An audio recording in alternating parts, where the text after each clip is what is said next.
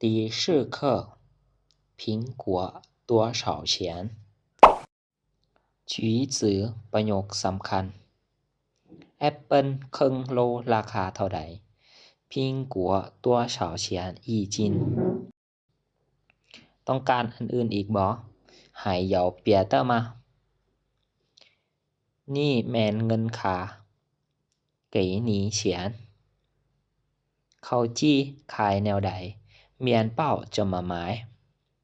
หับมา50块ถอนให้เจ้า35块7毛这是50块照您35块7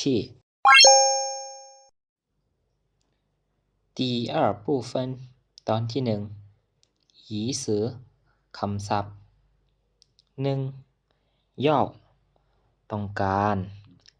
2. ผิงกัวแอปเปิลหมากโปม 3. เฉียนเงิน 4. จิ้นหัวหน่วยน้ำหนักของจีน1จิ้นเท่ากับครึ่งกิโล 5. ไขว่หัวหน่วยเงินจีนคำนี้ใส่ในภาษาเว้า 6. หายยังอีก 7. เปียเตออันอื่นแนวอื่น 8. เฉียงเจ้าหมากกล้วยหอม 9. หมายซื้อ